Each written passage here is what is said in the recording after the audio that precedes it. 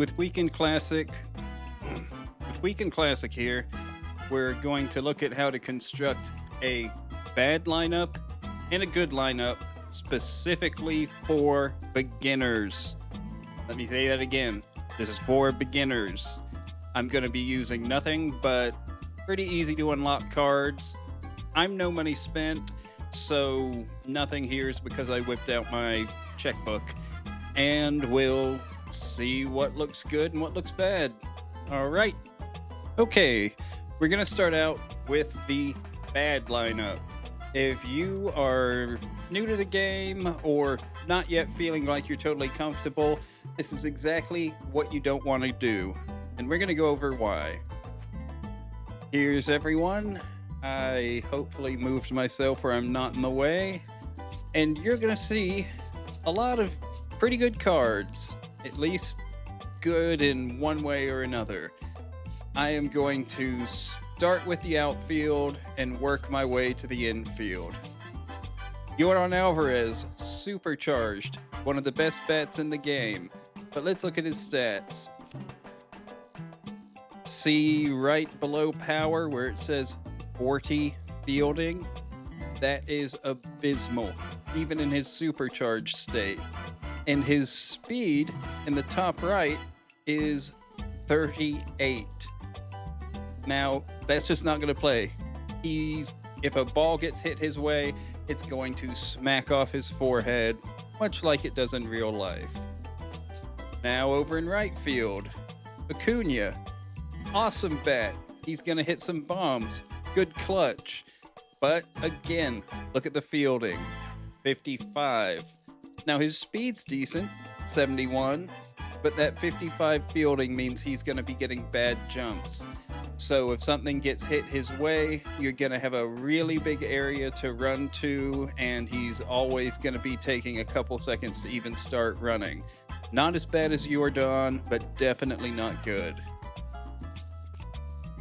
Now, if we look at Seiya Suzuki, that's another, in my opinion, awesome bat.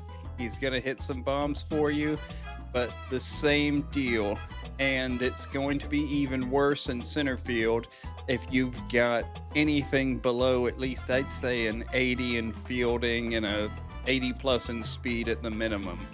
He's got mediocre fielding and 79 speed. This outfield setup is just going to mean anything hit out there is going to get dropped, missed, and you're going to want to slam your head through your monitor. Now coming to the infield. You're probably going to see a theme here of more people that are going to hit the ball pretty well. Vientos, fielding, 60. Speed, 41. You can kind of hide someone at third base if they've got, kind of blah fielding. But there's a lot of options that you're not going to have to make that sacrifice for. So something like this, 60 fielding, 41 speed, you're probably just going to be setting yourself up for pain. Jacob Wilson, you're probably starting to see a theme here. Bad fielding, bad speed, except shortstop is like center field. It's a premium position. People are going to need to be able to field there. He can't. So maybe if you popped him into your DH slot, if you wanted to. But here's the other problem with this card. In real life, he's awesome at hitting singles and doubles and kind of being like if Luis Arias knew what he was doing. And that power in MLB The Show, high contact, low power, means he's going to be a contact hitter. If you bring up his card when you're playing, there will be a banner underneath it that's either going to say power, contact, balanced. At this stage of the game, a contact hitter means he's just going to be a pop fly weak line out merchant, not a hitter that you're going to want to be prioritizing right now. Ozzy Albies is literally my DH on my ranked squad, but the key word there is DH, because that fielding, 66, speed, 60, I'd be repeating myself with what I said about Jacob Wilson. But the really nasty thing is look below his speed at his arm strength. 38. Yeah, he's accurate, but it's 38.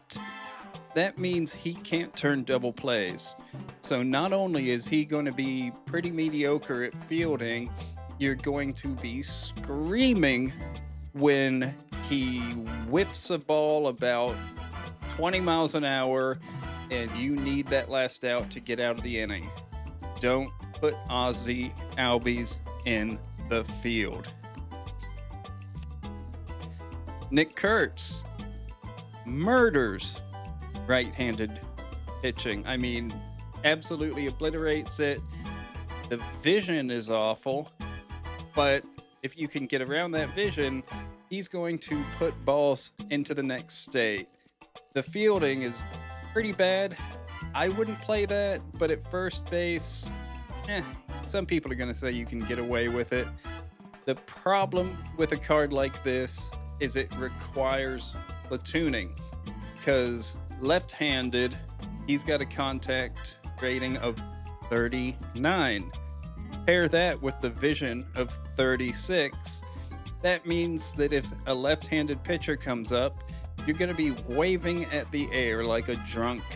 So you're going to have to platoon him at best, and there's switch hitting options at first base, or right-handed options, or even some left-handed options that are going to do fine with, not having to take up a spot on your bench for the first baseman you bring in whenever a left-handed pitcher comes in. Cal Raleigh, and I've got the World Baseball Classic card because that's easier to get, but I have the same feelings about his Live Series card when it comes to using him if you're a newer player. His contact right is pretty bad. His contact left, it's not awesome. And his vision's a little below average. So his bat's going to be a little difficult to use for a beginner. But if you can put the PCI on the ball, you've got great reflexes, you can probably make it work. But if we're looking at his fielding, it's 61.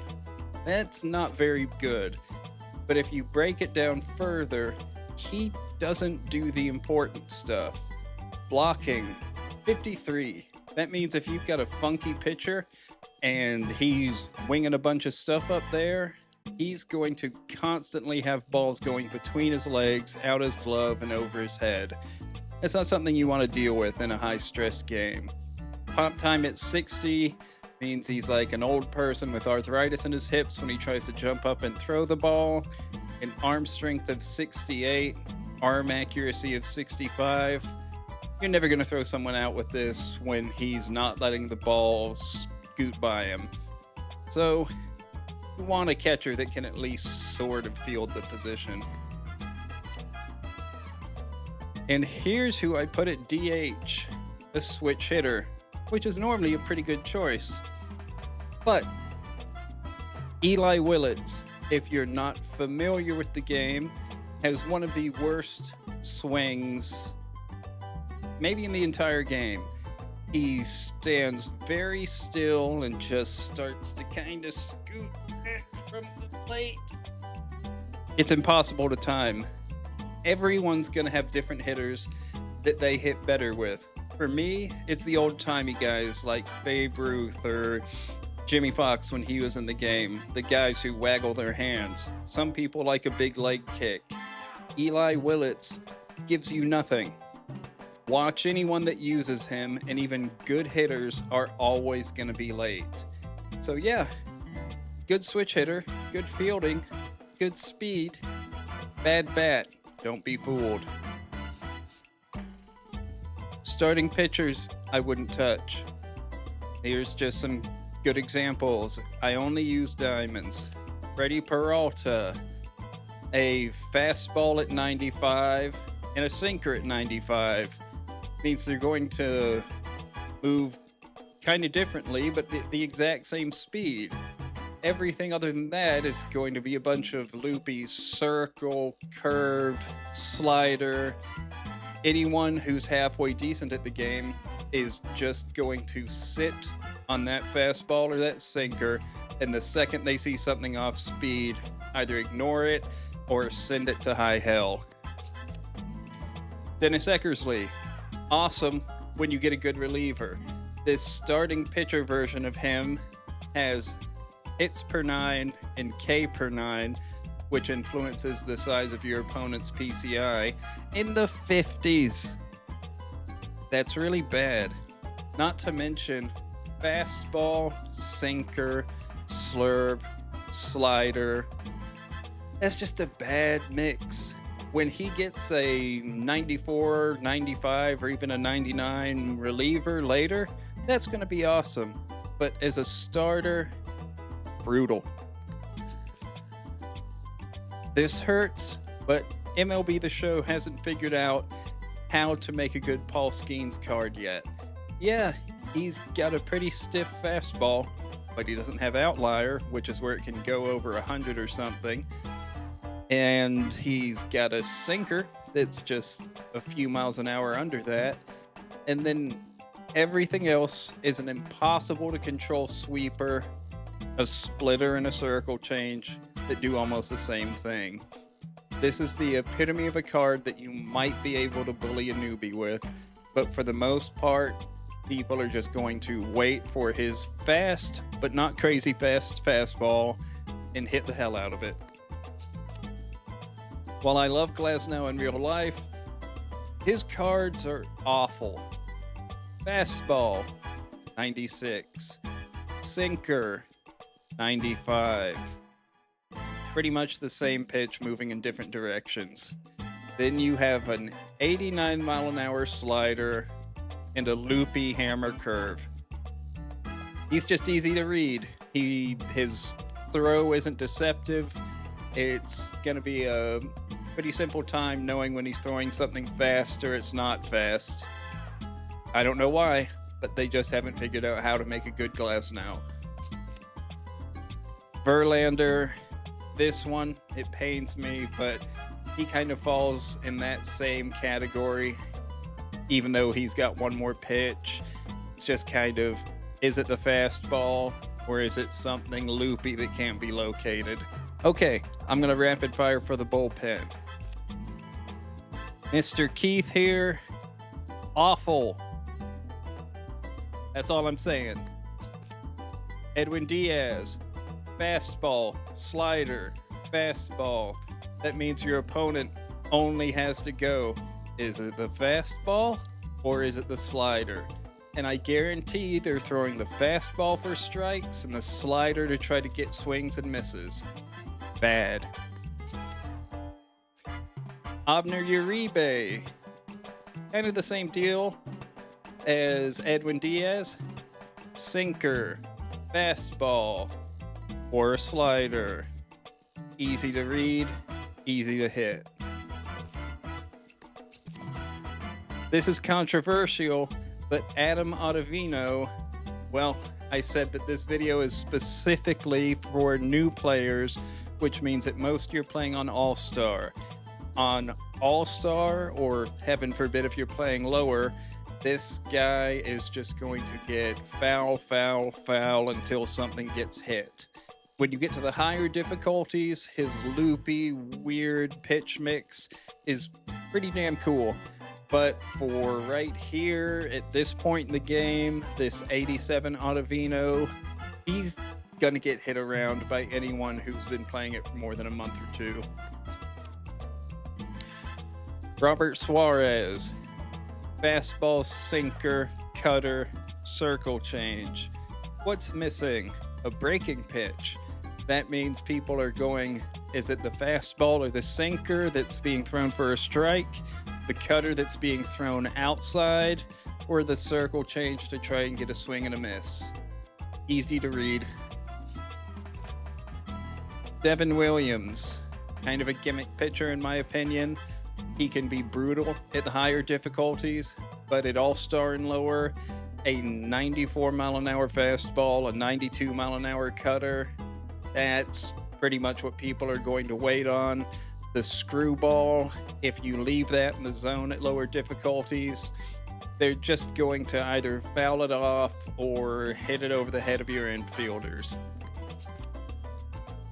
Sean Armstrong. I don't hate this card, but I was only going to use diamonds or better for this. Just pretty basic. Nothing to really go over. Just better options. Angel Zerpa or Angel Zerpa. A lot of people are using him because of how limited left-hand options are. If you're using him, I understand why. But he's easy to read, and he's only going to throw a sinker fastball, which is probably going to be for the strikes. The slider trying to grab outside, and then the circle change. There's better options, but I get it if you're using him. Last thing, lineup construction. Here's how to do it wrong. First off, look at the handedness. Right, left, switch, right, switch. Perfect world, you want to alternate. You're going to want to go right, left, or right switch, left, right. Never want to stack up people if you can avoid it. And the other thing, you might think a high contact guy would be good at the top of your lineup, except his speed is 37 miles an hour. This is real life Luis Arias transferred into the game. Don't play it like this.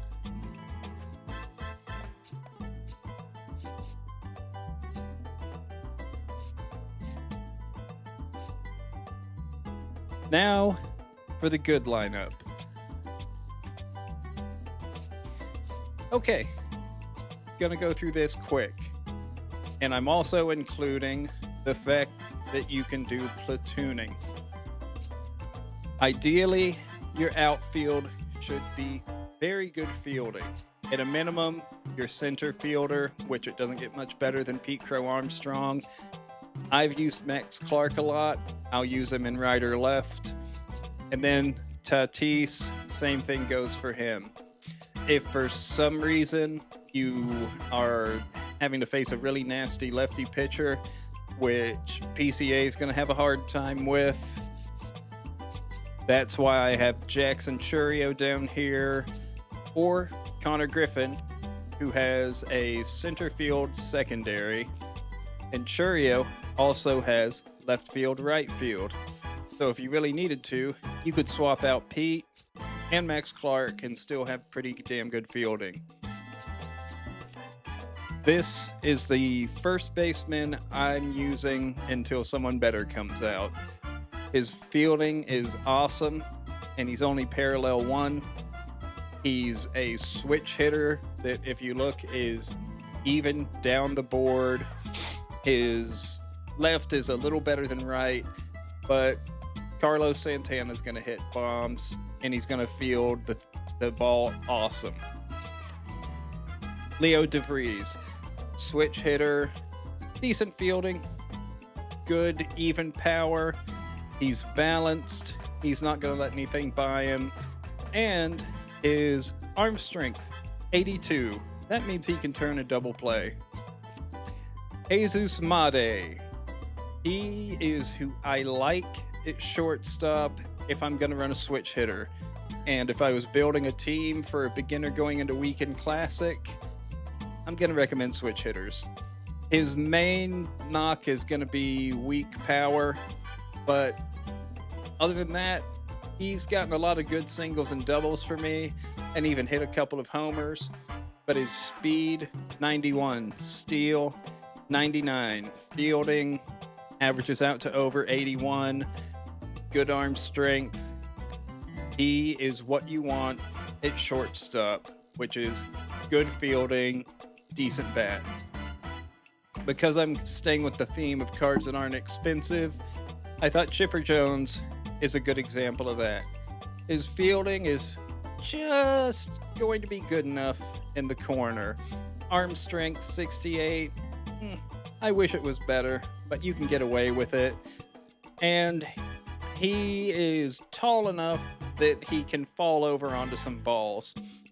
His bat, this is supposed to be the last ride right before retirement chipper, but anyone who has played the game for a bit knows that you could have a common chipper and he's still going to hit balls into high hell.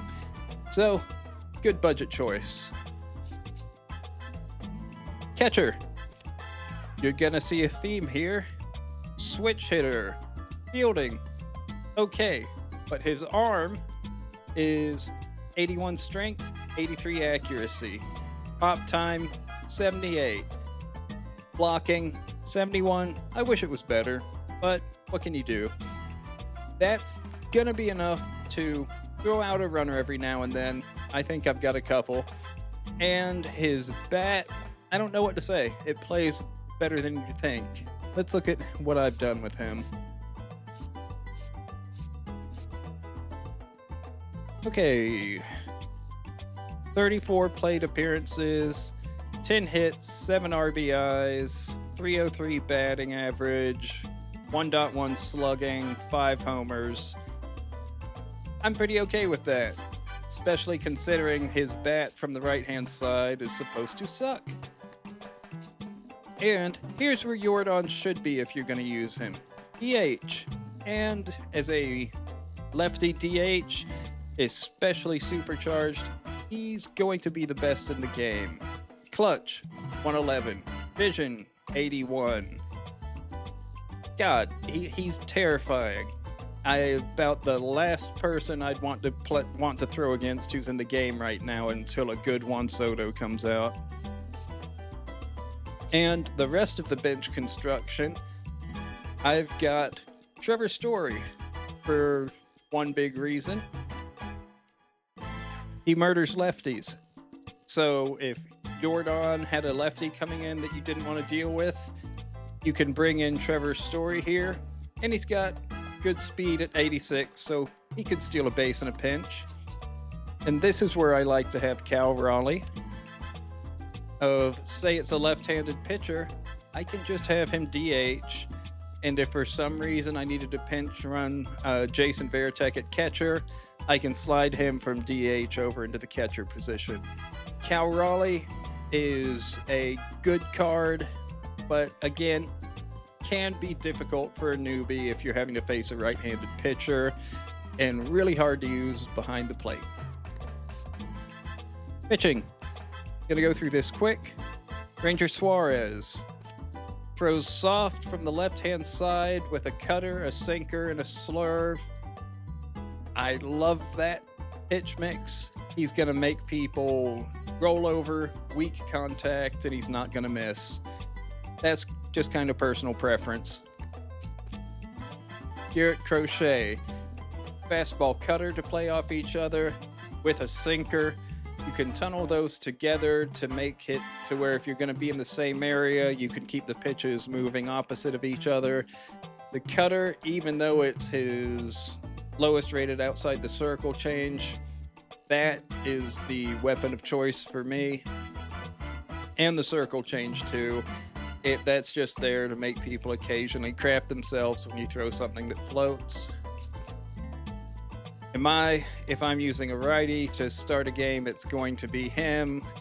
Just 98 velocity, slider, splitter, Vulcan, sinker. But here's the reason I use him, because he's not been in the game before. People who've played for a while get used to the same delivery, same pitcher, throwing the same stuff. And right now has the advantage that people aren't used to him. So you're going to be able to get away with him doing some stuff that you might not with other righties. Al Leiter, this is going to be the most painful one of the year because he has very bad control. But if you get some mods on him, he's one of the most brutal pitchers to face in the game. That cutter will make you crap yourself. Even if his control's so bad that you don't know where the pitches are going, that's fine because the batter doesn't either. CC Sabathia, try him out. He's good for me. Might not be good for you. That's why I've got him in the 5 spot. Bullpen. This lefty right here, John Franco, I'm never good with those cards. He is there exclusively as my guy with a mop. If I'm getting shelled and I need someone to come in for a few innings, gonna be him. Hater, do not bring him in. I have not brought him in, but if someone brings him in against me, I'll deploy him. If you know, you know. Zach Britton, not the best lefty on the planet. He really struggles against righties. He eats lefties for breakfast. Sinker, slider, fastball. But I'm going to use him over Billy Wagner because the 88 Billy Wagner is a card people have seen for 5 years, and at the lower levels, people are going to hit him hard. So Zach Britton's been out of the game for a few years. If I've got to have a semi-hard throwing lefty, that's who I'm going with. Although I'd much rather have that new Andrew Miller, but no money spent. Tyler Rogers, handy thing to know about this card: if you match up against a cheater, the cheating software will glitch out if you bring in a Submariner. So he's a good guy to have in your pen. Not to mention, let's pull up the stats I have with him. He's been in 9 games for me, 8 innings pitched, 6 saves, 1 win, 1 loss, 0.5 whip, 7 strikeouts, 1.13 ERA. If you're deceptive with him and don't just go full-on slider, he's got to be difficult to deal with. Darren O'Day is going to be a more versatile Tyler Rogers. It depends on the opponent, though. He was in the game last year from the start of the game. He was a collection reward, so some players have been seeing him for a while. If you're using someone that throws really hard, bringing in Darren O'Day, kind of like Tyler Rogers, he's a funky Submariner / sidearm. I'm not sure which he would qualify as, but he's going to put the ball where you need it to go. It's just going to be a thing where he's either going to get Gagne, always one of my favorite cards, but it's not for everyone. He's got a really stiff fastball and then a bunch of weird funk and junk. So try him out in a 3-inning game before you put him in a 9-inning game. It's not for everyone. Lee Smith, stiff fastball, good cutter, nasty slider, and then a forkball that will make people swing out of their cleats. I think Lee Smith is a great card, and I can't wait for a better one. Lineup construction. I am going to put a decent all-around bat at the top. Then, like I said, stagger them. So I have Tatis next, Big Bopper Yordan in the third, and he's in the third because he's so slow I don't want him leading off. Santana batting cleanup for me, and then I'm going to kind of do the same thing. Fast guy, all around. Max Clark, who I can swap out with Churio if I need to. And then Made, who's light on the power but good on the speed. Again, a lot of this is based on cards that are pretty attainable for a no money spent beginner. It's not exactly the squad that I'd use, but it's a good starting point for Weekend Classic, which I know could be intimidating, but they don't count on your permanent record when it's working. And so far, everyone's record is 0-0, so who knows if they're ever going to count again. So, best of luck, and we will try to get some games from the Weekend Classic up when I'm able to chop them together. Hope you're doing well. Peace.